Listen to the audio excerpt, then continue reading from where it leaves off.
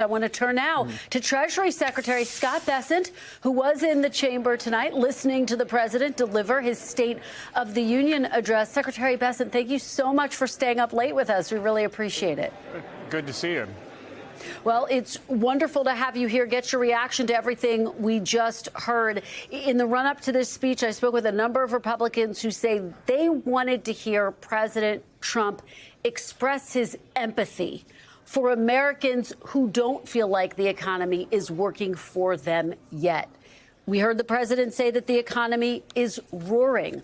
Do you think that he expressed empathy for those Americans who say they are still struggling? Kristen, I can tell you the president never stops working for the American people. And I think he made the point that he has brought down prices. He has brought down mortgage rates, the large tax cuts. You know, I'm also the IRS commissioner. I can tell you that 47% of the returns we're getting, Kristen, have one of his 4 signature policies: no tax and tips, no tax and overtime, no tax and Social Security, deductibility of auto loans. So Americans are feeling that, and I think we will see we're going to have very large refunds, and Americans will change their withholding, and I think that they are going to see it. We saw a big jump way above expectations in consumer confidence today. And Chris, the important thing was it's in the forward expectations. So if the Democrats want to run on the economy in November, bring it on, because I think we're going to have a great economy this year. We had a great economy last year. Fourth quarter would have been great if it weren't for the Democratic shutdown.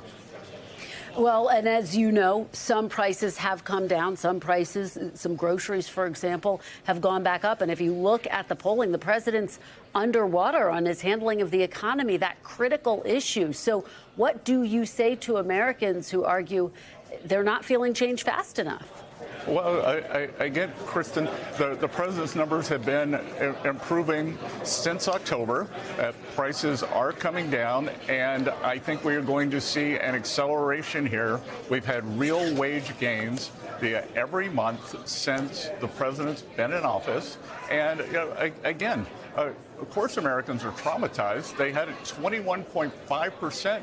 The cost of living increase in the Biden administration, more for working Americans. That was probably north of 30, a loss of the 3 or 4% in real purchasing power. Inflation was up 2.7% last year. I think it's going to come back down to the Fed's target this year. And we're working every day to bring it down. Mr. Secretary, I have to ask you about this announcement that President Trump made. He said that the administration will give what he referred to as often forgotten American workers access to the same type of retirement plan offered to every federal worker, vowing, quote, "We will match your contributions up to $1,000 each year." Can you tell me from a practical standpoint, how will this work? Does it need congressional approval, and is that possible in this election year? Well, we can do it through reconciliation. And again, this is the president coming back for working Americans, those who've been left behind, the ones who don't have the 401ks. Certainly the federal employees, Congress, get all these benefits, and we will be rolling that out in the coming weeks and months. The president wanted to preview it in his speech, but I think this is going to be a very big part of working Americans' retirement program, because there is a tremendous amount of financial insecurity. The president also talked about his signature policy, Trump accounts, $1,000 for every newborn born during his term that's going to be invested in the stock market. And Kristen, currently 38% of Americans have no exposure to the equity market, and we think over time this is going to remedy that, so everybody will have a stake in our great innovative economy and the American dream. All right, let me turn now to tariffs. Obviously, a number of questions swirling around what happens next after the Supreme Court did strike down the president's ability to impose the tariffs. Let me ask you, No, Kristen, let's be precise here. What the Supreme Court did was rule against the president's ability to use a narrow mandate, i.e. EPA. It did not strike down the 232 or 301 tariffs, and it did not strike down his ability to it actually reinforced his ability to move those up, and he has the ability to use something else called Section 122. So that's what the Supreme Court did on Friday. It was a very narrow ruling. And it's my understanding that these new tariffs that he's imposed, he can impose them, the 15% tariffs that he announced over the weekend for 150 days. Given the legal challenges, given the Supreme Court ruling, why not go to Congress? Republicans have the majority in both chambers, and codify this in Congress. Because, again, Kristen, I think what you, the American people, have been misled. With the 232s and the 301s, Congress did give the president authority to put on tariffs. So what we're going to do is the 122s are a bridge for the 150 days. And then primarily with 301s, USTR will do studies, and those are country studies. And we'll see, we will switch over to increase 301s. And I can tell you at Treasury, our estimate is that using these increased authorities, the temporary bridge of 122, for 2026, the tariff income is virtually unchanged. So are you saying that these tariffs are going to be permanent, and that you think you have the legal authority to make these tariffs permanent, the 15% tariffs? Again, not the 15, Kristen. The 15 is a 150-day authority. What we have the ability to do is to do studies, and the 301s primarily, but also the 232s, can move back up to the previous tariff level. And since President Trump's first term, the 301s and the 232s have proven very resilient. They've survived more than 4,000 legal challenges. And let me just zoom out. Is the goal to make tariffs writ large permanent? The goal is to reshore American industry and stop unfair trade practices. All right, let me ask you, because obviously one of the questions is about potential refunds. The president didn't say whether he's going to refund what's been estimated to be about 100. Let me ask the question. Let me just ask the question, because it's about $134 billion in revenue.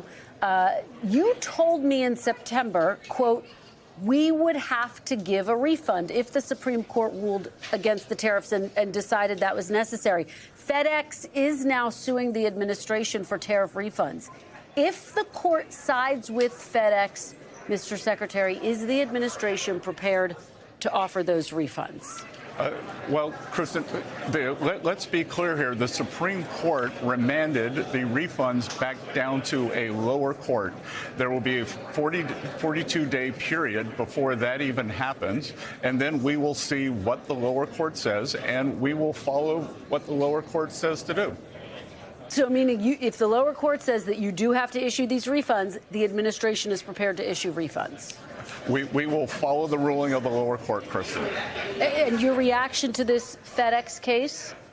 Well, I'll point out a lot of things. The CEO of FedEx is on the U.S.-China Business Council, which I find very interesting because, China is the largest payer of U.S. tariffs. So, take that for what you will.